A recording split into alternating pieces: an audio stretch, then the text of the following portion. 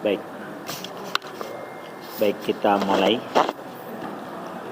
Baik, bismillahirrahmanirrahim. Assalamualaikum warahmatullahi wabarakatuh.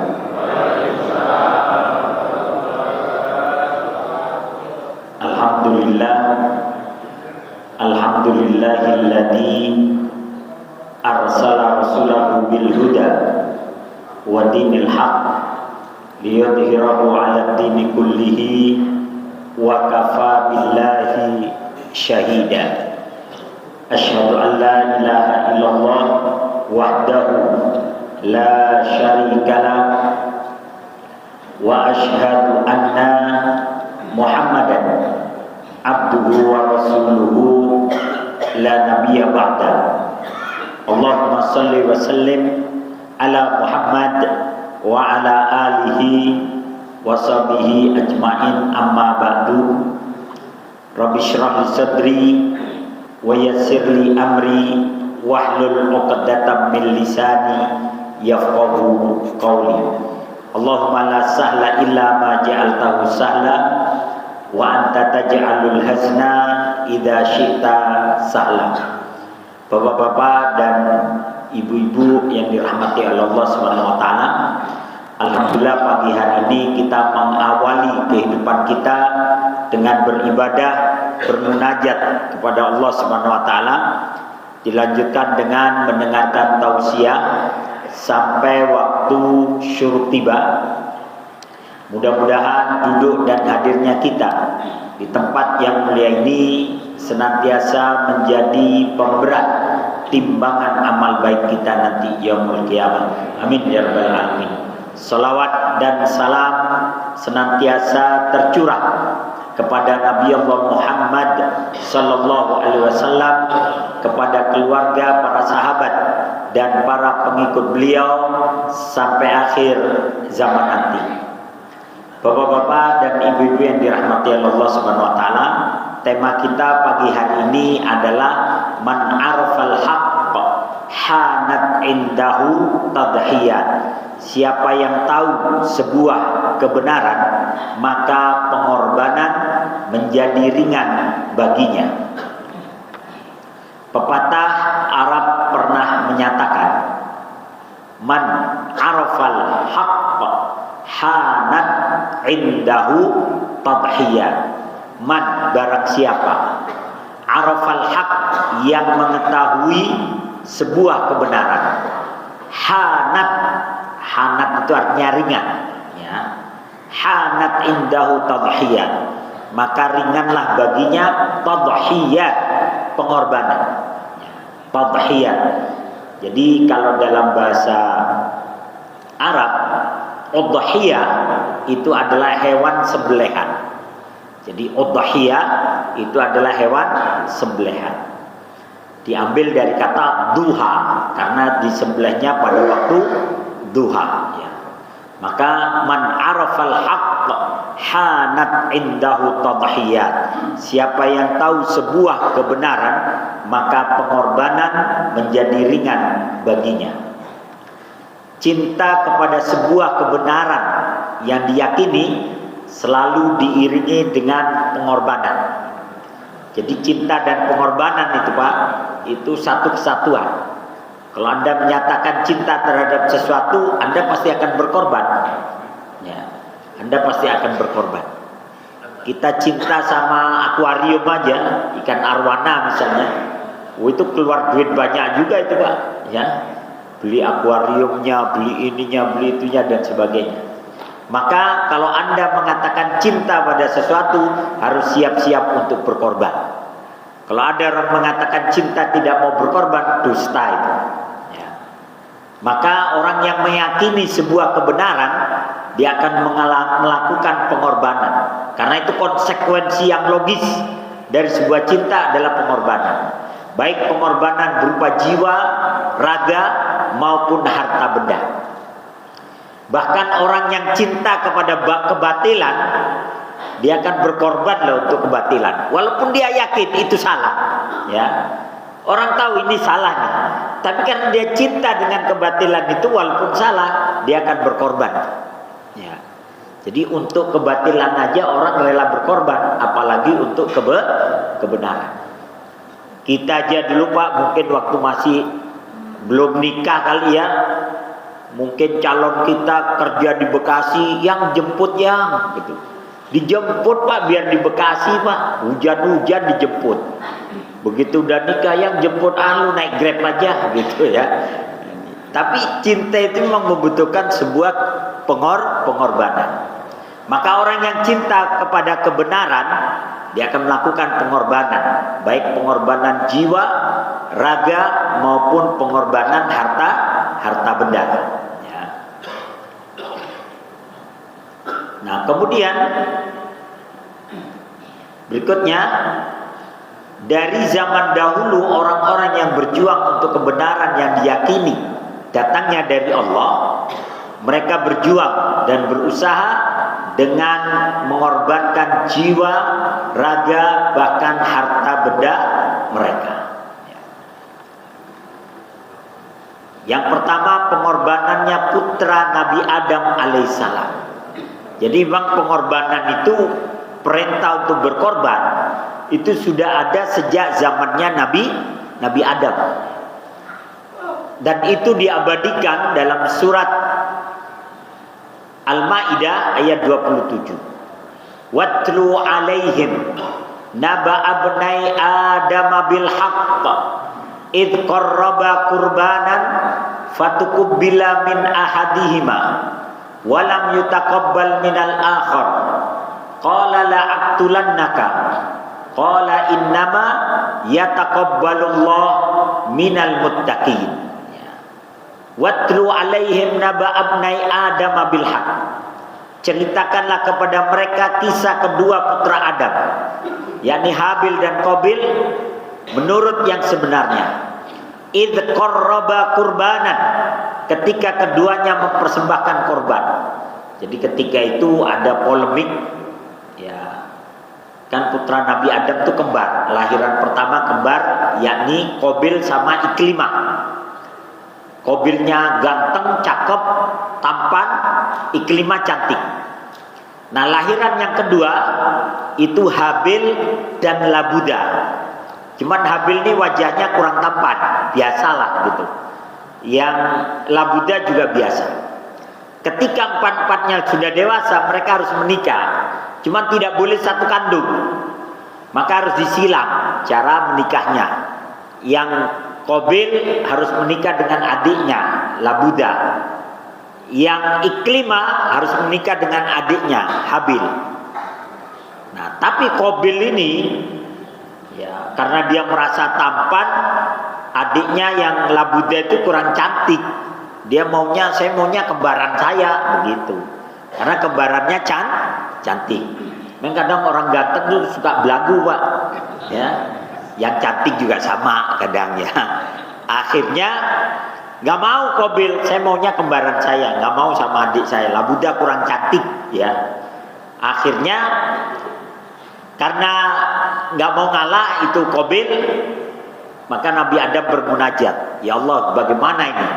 Maka Allah perintahkan untuk melakukan pengorbanan dalam bentuk persembahan ya.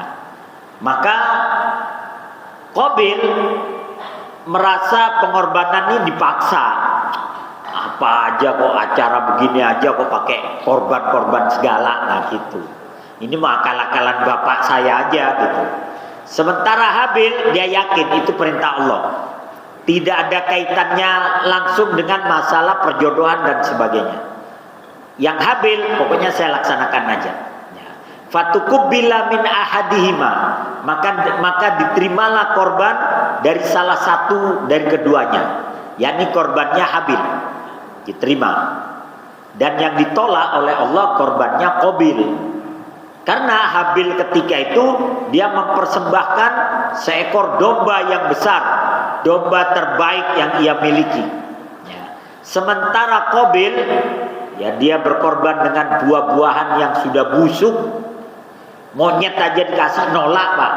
Apaan lu busuk gitu ya. Monyet aja nolak, dia persembahkan tuh buat Allah. Akhirnya pengorbanan Habil diterima, Qabil tidak.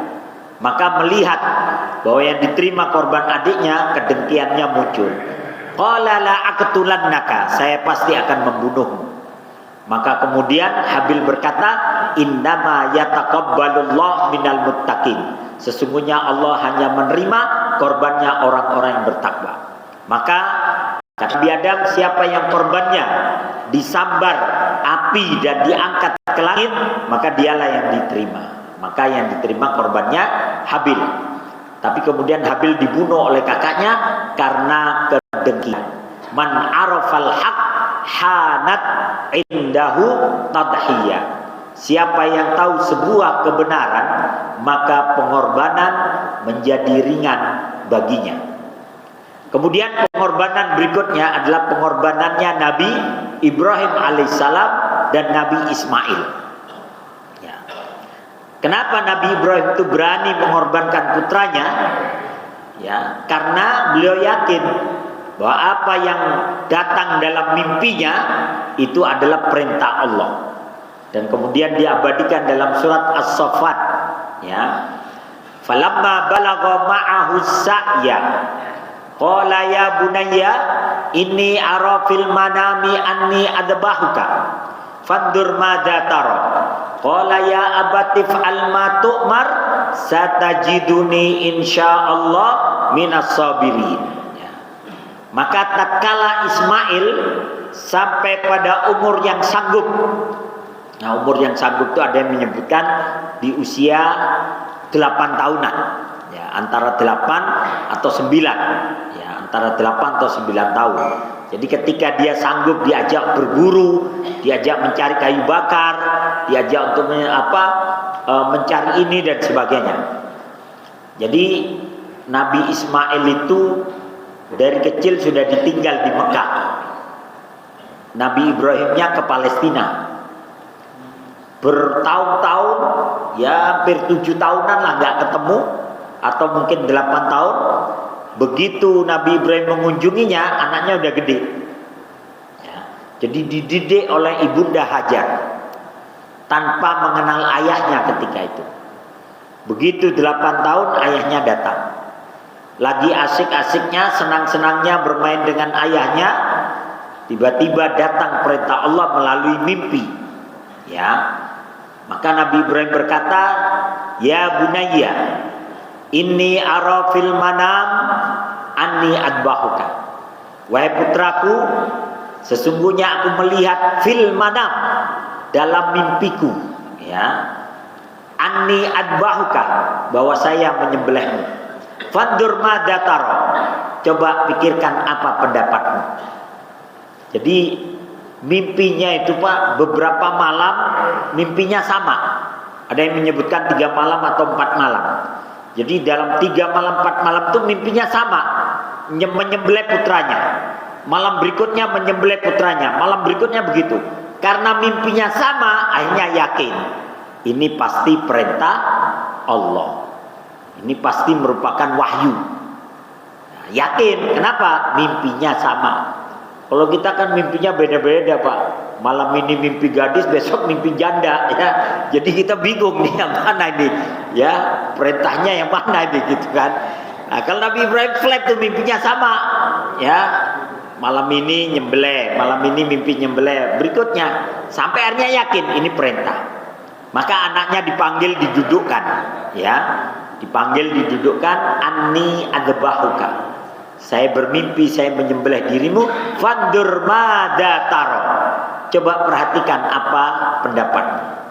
Maka Ismail yang dididik langsung oleh ibundanya tentang tauhid, tentang akidah, tentang agama, tentang keyakinannya kepada Allah, maka dia memberikan jawaban yang di luar dugaan Nabi Ibrahim. Dia pikir anaknya kabur gitu atau nggak mau. Ternyata anaknya mengatakan, ya abatif al matu'mar satajiduni insyaallah minas sabirin. Wahai ayah, laksanakan apa yang diperintahkan kepadamu. Satajiduni insyaallah minas sabirin. Engkau akan mendapatiku termasuk dari orang-orang yang sabar. Jawaban yang luar biasa. Kalau anak sekarang kan jawab, mending bapak aja yang disembelih, udah tua begitu ya. Tapi kalau Ismail didikan ibunya, makanya kan dalam pepatah Arab, al-ummu madrasatun ula, ya, ibu itu sekolah pertama bagi anaknya. Kalau ibu ngajarinnya ngomong dengan baik-baik, anak akan ngomong baik-baik. Tapi kalau ibunya marah-marah, kebun binatang keluar semua, itu anak ikut-ikutan, Pak, ya, ikut-ikutan ya. Nah, ini al-madrasatu al-ummu madrasatul ula. Ibu adalah sekolah pertama buat anak-anaknya. Maka dibawalah Ismail ke padang Mina. Jadi karena penyembelihan Ismail itu di padang Mina, kemudian nanti syariat menyembelih korban itu ketika musim haji di Mina, sampai pada masa Rasulullah, sampai setelah Nabi. Tapi kemudian pemerintah Saudi sekarang melarang, tidak boleh lagi menyembelih di Mina. Makanya hukum fikih yang ada di Mekah dan Madinah itu selalu mengalami tatawur, selalu mengalami perkembangan karena situasi dan kondisi. Ya kayak rumah Nabi, kuburan Abu Bakar dan Umar itu dulunya di luar masjid. Tapi karena ada perluasan masjid, karena jamaah makin banyak, akhirnya ada di dalam. Tapi difatwakan bahwa 3 kuburan itu bukan termasuk dari tanah masjid. Ya, jadi mengalami tatawur. Dulu menyembelih korban di Mina, sekarang nggak boleh. Karena kalau sekarang semua nyembelih di Mina, bisa banjir darah itu, Pak, di Mina. Jamaah haji aja 4 juta orang misalnya. Masing-masing bawa kambing, apa nggak jadi 8 juta itu ya. Nyembelih di situ, oh banjir darah. Makanya sekarang pindahkan. Tapi dulu penyembelihan itu memang di Mina sunahnya. Maka begitu Nabi Ibrahim benar-benar hendak menyembelih putranya, datanglah malaikat Jibril dengan berkata, ayya Ibrahim qad saddaqta ru'ya. Wahai Ibrahim, engkau telah membenarkan mimpimu dan kau telah melaksanakan perintah Tuhan. Ya. Maka ditahan oleh malaikat Jibril, digantikan dengan seekor domba yang besar, yang menurut sebagian riwayat itu adalah domba yang dulu pernah dikorbankan oleh Habil, diturunkan kembali untuk menggantikan posisi Ismail. Maka begitu Nabi Ibrahim tahu putranya selamat, gak jadi disembelih, terharu, Pak. Saking terharunya, saking bahagianya, spontan dia bertakbir, Allahu Akbar, Allahu Akbar, Allahu Akbar. Maka Ismail pun juga terharu, dia menjawab, La ilaha illallah wallahu akbar. Malaikat Jibril pun menjawab, Allahu Akbar walillahil hamd. Maka sejak itu setiap kali terjadi pengorbanan, kita disunahkan untuk bertakbir. Man arafal haq hanat indahu tadhiyah. Siapa yang tahu sebuah kebenaran, maka pengorbanan menjadi ringan baginya. Kemudian ada pengorbanan seorang sahabat yang mulia, namanya Abu Dahdah. Jadi Nabi punya seorang sahabat namanya Abu Dahdah. Nah, pada masa Rasulullah pernah terjadi sebuah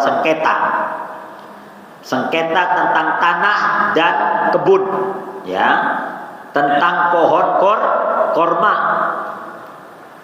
antara Abu Lubabah dan seorang anak yatim. Jadi Abu Lubabah itu dia membeli kebun korma.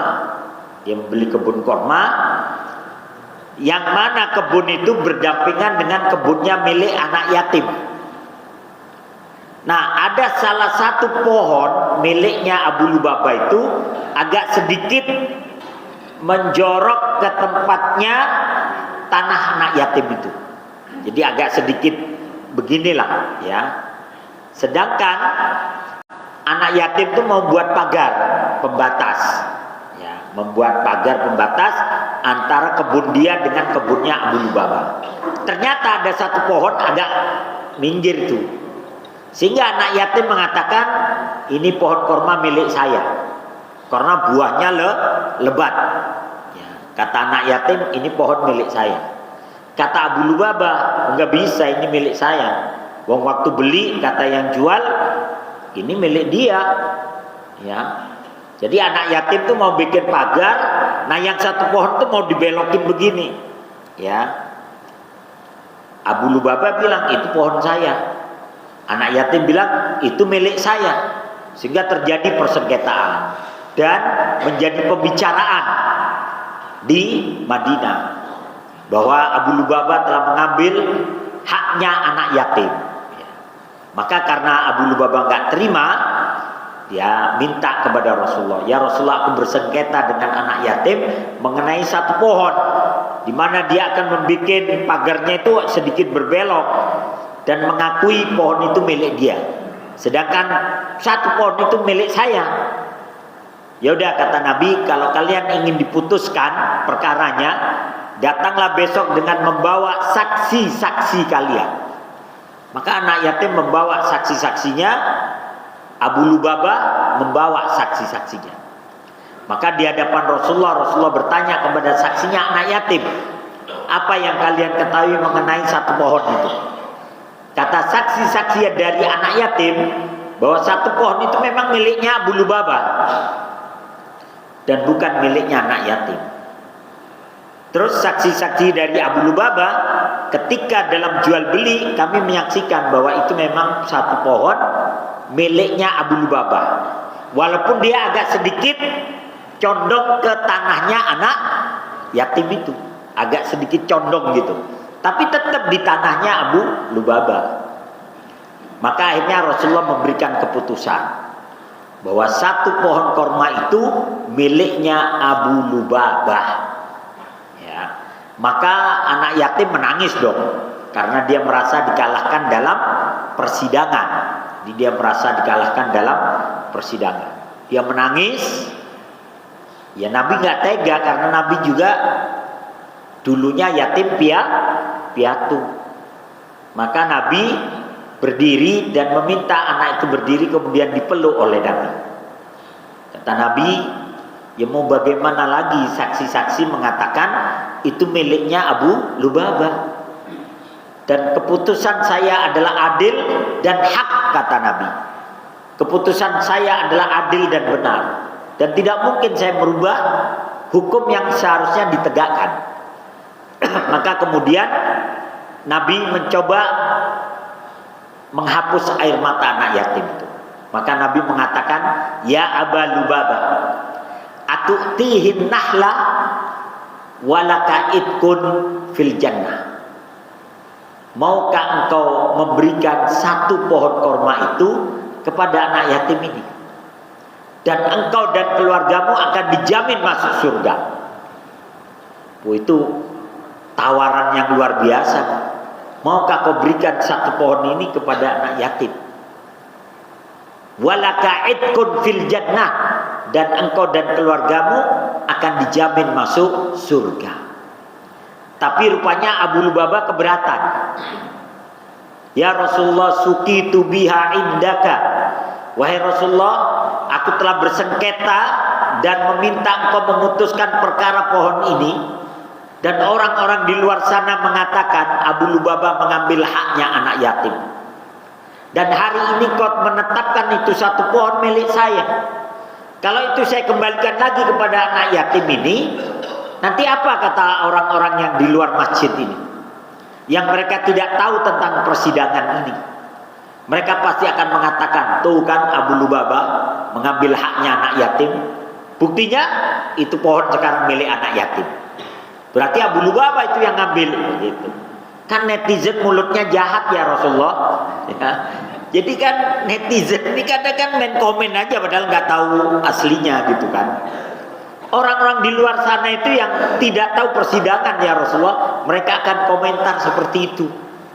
Mereka pasti akan menuduh saya mengambil haknya anak yatim. Maka karena Abu Lubabah keberatan, Rasulullah tersenyum. Kata Nabi, la ba'sa bika. Nggak apa-apa. Kalau kamu keberatan nggak apa-apa. Kemudian di situ disebutkan fa'a'lana bil musabaqah. Kemudian Rasulullah mengumumkan sebuah sayembara. Sambil memeluk anak yatim, Rasulullah menyatakan, mayyu'tihin nahla falahu idkun bil fil jannah.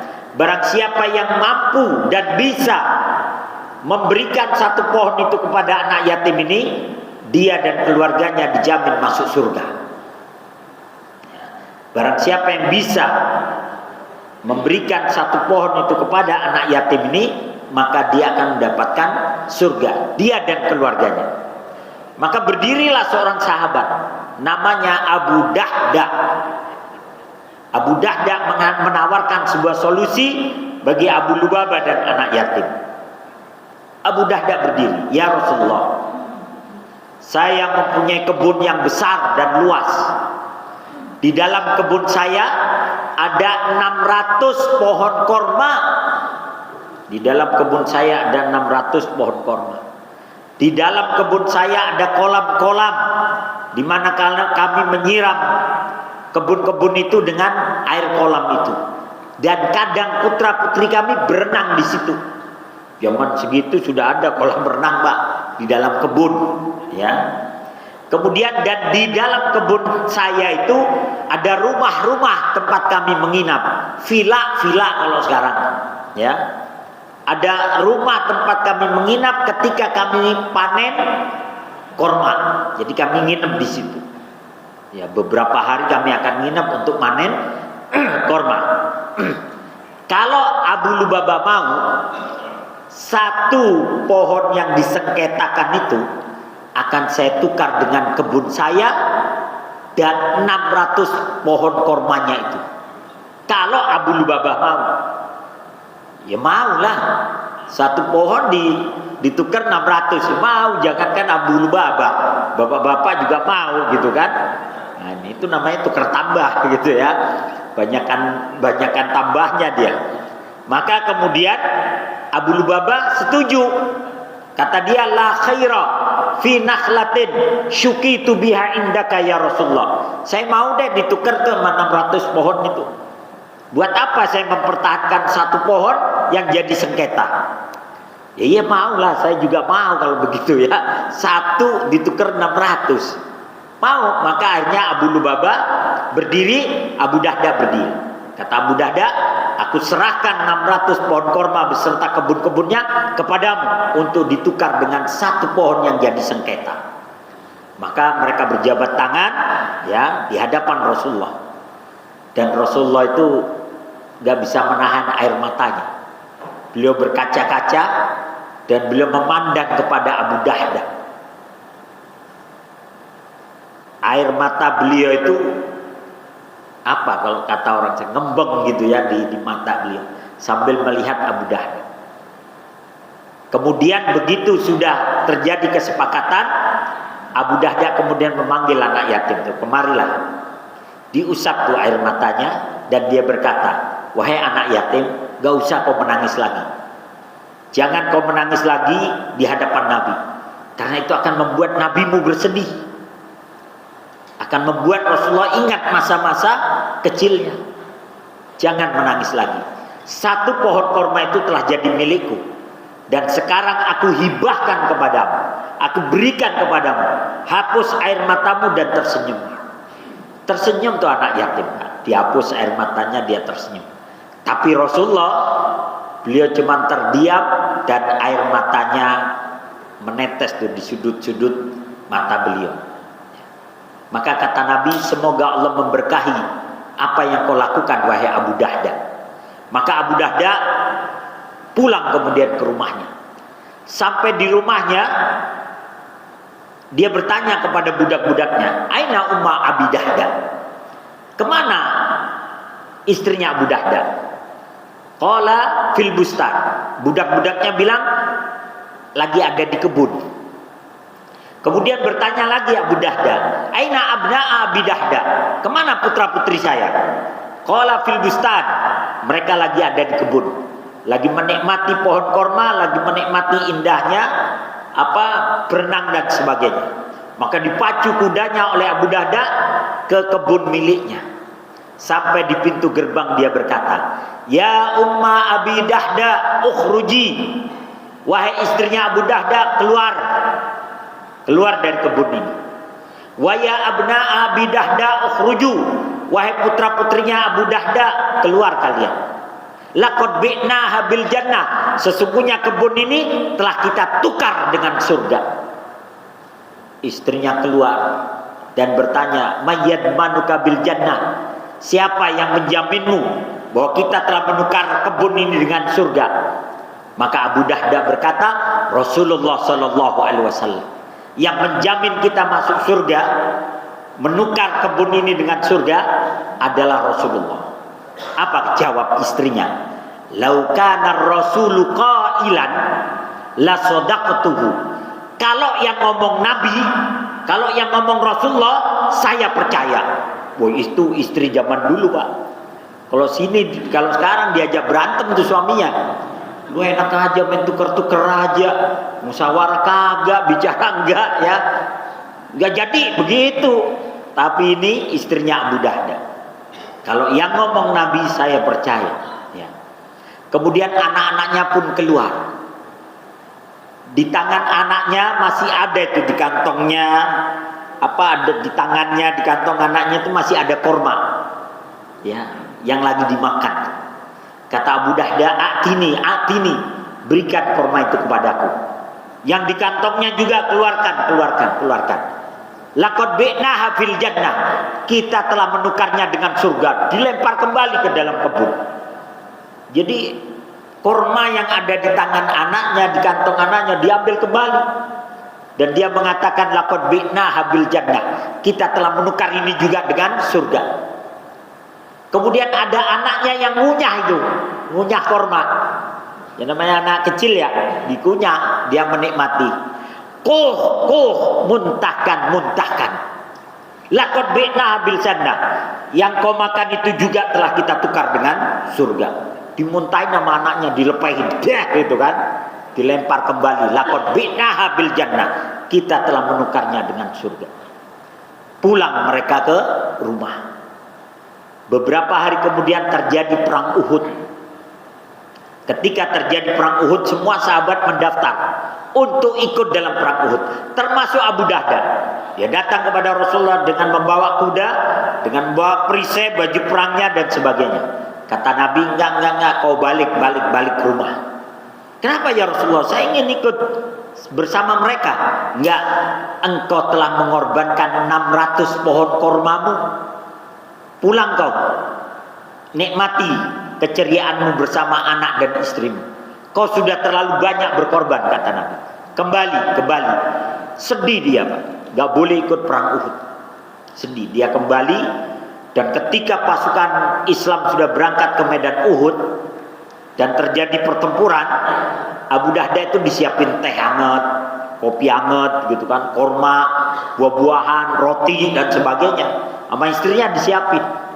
Ketika dia lagi menikmati teh, menikmati minuman yang enak, makan roti, tiba-tiba dia teringat, bagaimana mungkin Abu Dahda bernikmat-nikmat di sini sementara Rasulullah berjibaku dengan musuh-musuhnya. Sementara Rasulullah bermandikan keringat dan darah. Demi Allah ini nggak benar nih. Ditinggal makanannya Pak. Dia ambil kudanya, dia siapkan baju perangnya, dia ambil perisainya, dia ambil pedangnya, tombaknya, panahnya, dibawa semua. Istrinya keluar. Mabika, ada apa dengan kau? Mau kemana? Kata dia, ila ma'rokati Uhud. Saya ingin menuju ke medan Uhud. Kata istrinya, alaisa Rasulullah yadmanuka bil jannah? Bukankah Rasulullah telah menjaminmu untuk masuk surga? Ngapain juga masih ikut perang? Maka Abu Dahda berkata, inna sil'atallahi ghaliyah, inna sil'atallahi ghaliyah. Sesungguhnya barang dagangan Allah itu sangat mahal. Sesungguhnya surga Allah itu sangat mahal. Sa'ufidu biha biddami waddumu. Aku akan menebusnya juga dengan darah dan air mataku. Begitu dia. Istrinya nangis, anaknya nangis. Orang kan biasanya kalau udah istri nangis, anak nangis, gak jadi berangkat tuh Pak. Gak jadi deh gitu ya. Ini anaknya nangis, istrinya nangis. Kata istrinya, siapa nanti yang ngurus saya dan anak-anak? Siapa yang merawat kami dengan anak-anak? Abu Dahda memberikan jawaban, innalakum rabbun yahmikum. Sesungguhnya kalian punya Tuhan yang akan merawat kalian. Ditinggal langsung istrinya Pak. Ditinggal. Istrinya menangis, anaknya menangis. Dia sendiri berlinang air mata itu, tapi dia sembunyikan. Air mata antara tidak tega kepada anak dan istrinya dengan air mata harapan untuk bisa masuk ke dalam surga. Maka dia menyusul itu. Ketika pertempuran Uhud lagi berkecamuk, dia menerobos itu. Dia tutup wajahnya dengan surban supaya tidak ketahuan. Karena kan Nabi melarang dia itu ikut. Ditutup. Dia ikut bertempur. Kan kondisi perang Uhud itu tadinya menang, tapi karena ada 50 pemanah yang 48 orang itu turun, tinggal sekitar 11 atau 12 orang yang ada di atas. Sehingga keadaan berbalik, yang tadinya kaum muslimin menang kemudian berbalik menjadi kalah. Dan termasuk yang terbunuh di situ adalah Abu Dahda dan Hamzah. Jadi ada 70 sahabat tuh gugur. Ya, salah satunya adalah Abu Dahda dan salah satunya Hamzah. Yang lebih menyedihkan buat Nabi, paman Nabi yang bernama Hamzah itu hatinya hilang, Pak. Jadi dibelah dadanya, hatinya hilang. Dikunyah itu sama Hindun, istrinya Abu Sofyan. Hindun itu Pak dendam karena Hamzah dulu waktu perang Badar dia berhasil membunuh ayahnya. Makanya dia sewa pembunuh bayaran untuk membunuh Hamzah. Begitu Hamzah telah tewas, telah gugur, dibelah itu dadanya, hatinya dikeluarin, dipotong, dikunyah Pak. Dikunyah, dilepehin lagi mentah-mentah itu. Perempuan kalau udah dendam hati-hati Pak. Hati-hati ya. Iya hati-hati. Itu Hindun tuh yang membuat kemudian Nabi itu wah gimana ya, Nabi marahnya luar biasa. Tapi ya dilala ya. Dilala itu apa ya? Izin Allah ya. Itu Hindun akhirnya masuk Islam. Akhirnya masuk Islam. Sehingga ya udah namanya masuk Islam ya diterima. Terus dia bertanya, ya Rasulullah, apakah Allah akan mengampuni dosa-dosa saya, terutama dosa saya kepada Hamzah? Kata Nabi, al-Islamu masaha ma qad salaf. Islam itu menghapus dosa-dosa yang telah lalu. Cuman kata Nabi, lu jangan sering-sering muncul di hadapan saya, kata Nabi begitu. Ya. Kamu dimaafkan dan kamu dihapus dosa-dosamu, tapi jangan sering-sering muncul di hadapan saya. Karena kalau saya melihat kamu, saya teringat Hamzah.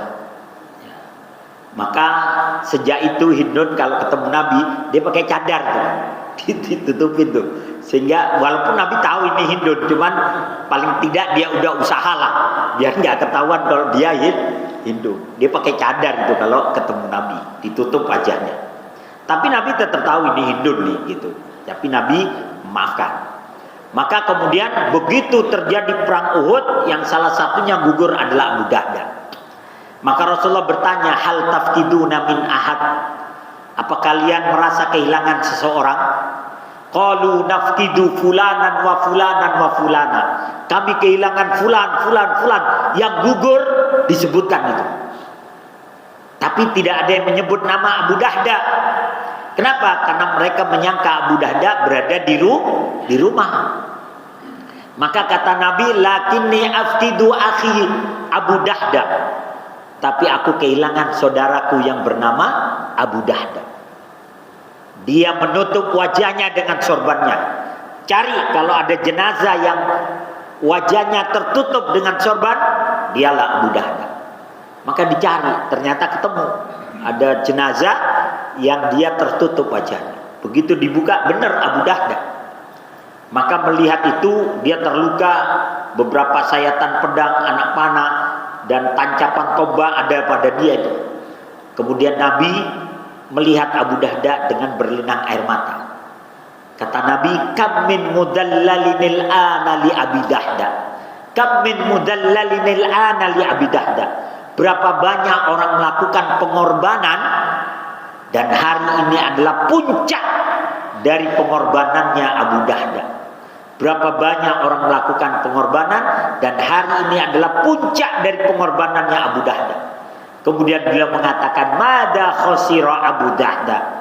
Khasira nukhailat wa syujairat wa dam wa dumu walakinnahu akhadha bil jannati allati arduhas samawati wal ard. Kerugian apa yang dialami oleh Abu Dahda? Dia hanya kehilangan kebun-kebunnya. Dia hanya kehilangan pohon-pohon kormanya. Dia kehilangan darah dan air matanya. Tapi dia mengambil surga yang luasnya 7 lapis langit dan bumi. Man arafal haq hanat indahu tadhiyah.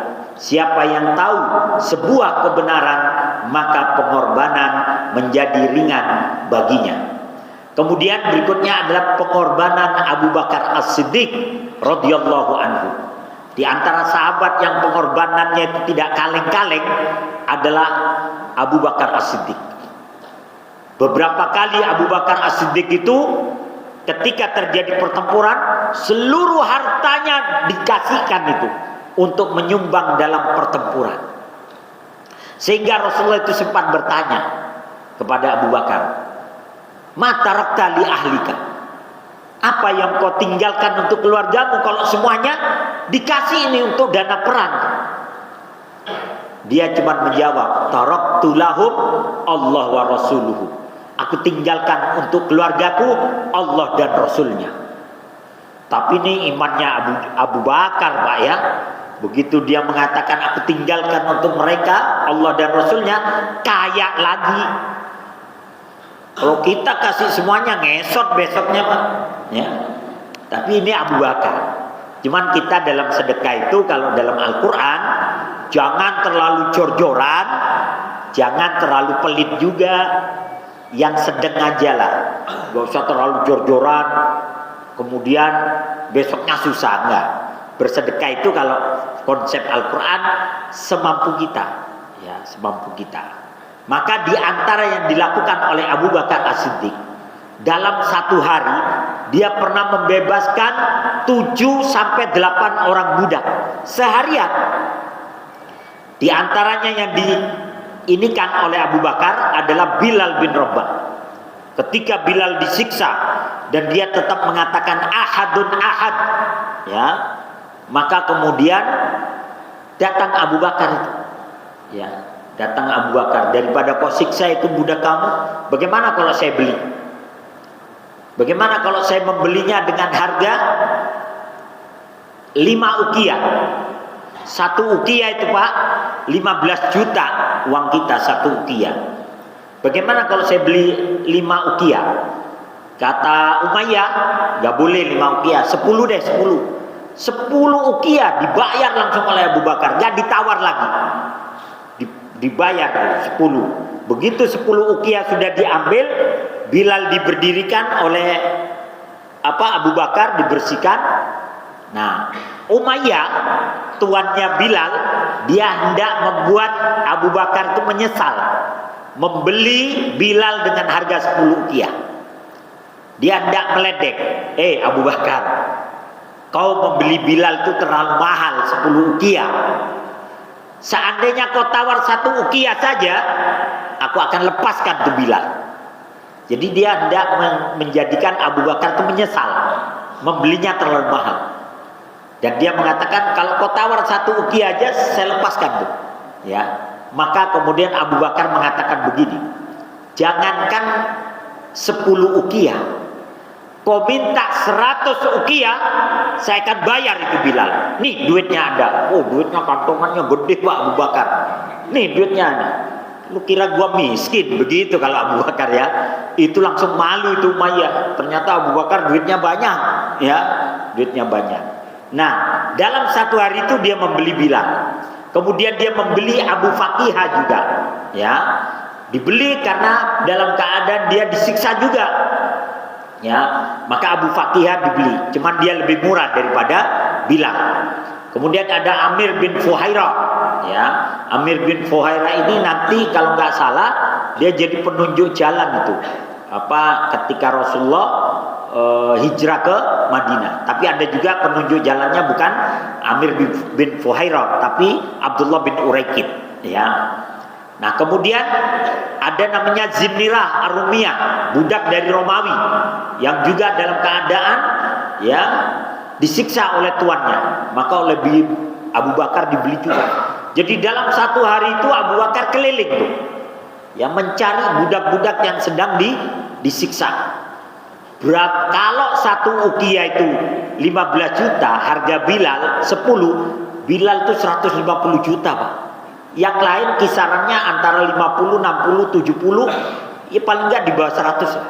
Dalam 1 hari berapa puluh juta dia keluarkan oleh Abu Bakar. Ada budak perempuan Amir bin Mu'mil, itu juga dimerdekakan, dibeli ketika sedang disiksa.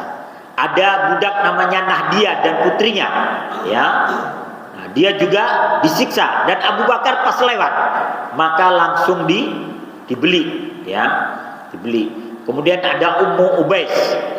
Pokoknya dalam 1 hari itu Abu Bakar membebaskan banyak budak. Kenapa? Karena dia tahu orang yang beriman kepada Allah dan Rasulnya adalah orang-orang yang merdeka, ya. Karena orang yang mengucapkan la ilaha illallah Muhammad Rasulullah, dia terbebas dari semua perbudakan. Maka kemudian dibebaskan tuh oleh Abu Bakar.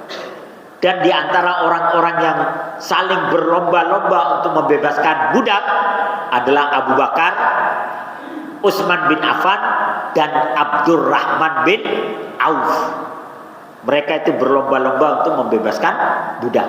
Karena orang yang mengucapkan la ilaha illallah Muhammad Rasulullah, mereka akan diberikan kebebasan.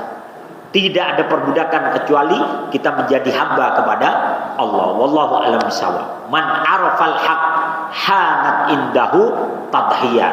Siapa yang tahu sebuah kebenaran, maka pengorbanan menjadi ringan baginya. Mudah-mudahan di akhir bulan Mei ini Allah memberikan rezeki kepada kita, memberikan pertolongan kepada kita agar kita bisa melaksanakan ibadah kurban, ya, sehingga tampaklah kecintaan kita kepada Allah dan Rasulnya. Itu aja yang dapat kami sampaikan. Karena sudah masuk waktu syuruk, mari kita tutup dengan hamdalah dan doa kafaratul majlis. Alhamdulillahirabbil alamin. Subhanakallahumma wa bihamdika asyhadu an la ilaha illa anta astaghfiruka wa atubu ilaik. Assalamualaikum warahmatullahi wabarakatuh.